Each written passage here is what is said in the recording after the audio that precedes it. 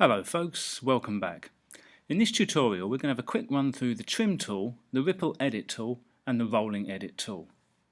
Now to get started I'm just going to make sure I've got my selection tool clicked on here, and I've got a shot of an actor sitting down in a long shot, and then in the medium shot I've got the actor sitting down as well. So I'm just going to cut those shots together using a traditional trim edit. So I'm going to put my time marker to about there, just where the performer's sitting down. I'm going to do a trim by clicking here and trimming the clip back. In the space that's been left, I'm going to do a right click and ripple delete, and that'll close the gap. I'm going to move my time marker forward and find the corresponding shot of where the performer sits down. That will do. Then I'm going to do a trim edit here, and in the gap, right click, ripple delete. I've now got a nice match on action shot. Let's have a quick look at it. There we go. I'm just going to mute that, get rid of the sound. Let's have a look at that one more time. So there we go, performer sits down. So a fairly straightforward shot. Now the trim edit is a pretty good way to work, but you might want to try this button here. This is the ripple edit tool, and it's worth using because it can save you a little bit of time.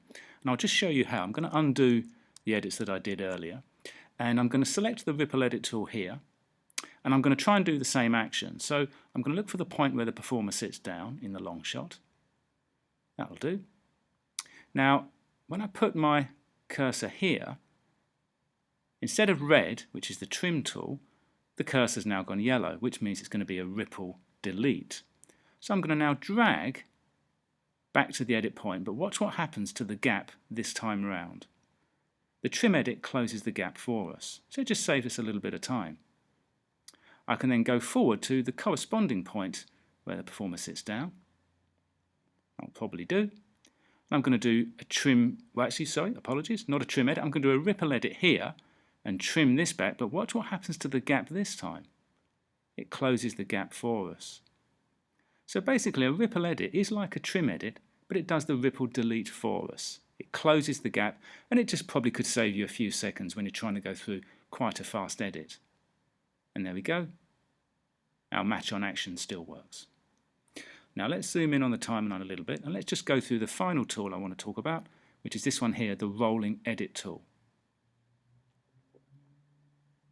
Now at the moment, the clips are synced up. In the long shot, the performer sits down, like so. But let's say, as an example, you're the editor, and the director has said, well, yeah, we've got a cut at the point here where the performer sits down, but I actually want to change where the cut occurs. And this is where the rolling edit tool can be quite useful.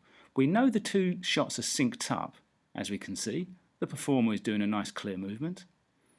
But the director might say, well, I actually want him to sit down and I want the cut to happen a little bit further along the timeline. This is where the rolling edit tool comes in handy. Put the rolling edit tool in between the cut, and if you click and drag, watch what happens on the monitor above. You can see that actually the clips are synced together. The shot on the left, which is the long shot, and the shot on the right, which is the medium shot, are synced up. So it allows us to change the edit point. So we're now going to edit once the characters sit down, but it hasn't altered actually the syncing of the clips or the duration of the edit. So let's have a look back at it. The actor sits down, and we cut, and he's now sitting down, and he gets up. The director might change their mind and say, actually, I want it to be cut as he's walking towards the bench. So you can get the rolling edit tool, click and drag it back, and keep an eye on the left shot and the right shot, and you can actually cut it as the performer's walking towards the bench. Round about there. Let's try that. There you go. So once the shots are synced up, you can use the rolling edit tool just to change the point. I'm actually going to leave it back here. I like the match on action just as the character's sitting down. So I'm going to put it back to here. And there we go. Now be careful though, the rolling edit tool only works once you've already trimmed footage, because it's got somewhere to go. You've done a trim so it can move up and down the trim you've already made. If you haven't trimmed footage, the rolling edit tool won't work. So just keep that in mind for next time if you're going to use it. So just as a reminder, that's your normal trim tool. Ripple edit, rolling edit. Give them a try. Hope you get on with them. See you in the next tutorial.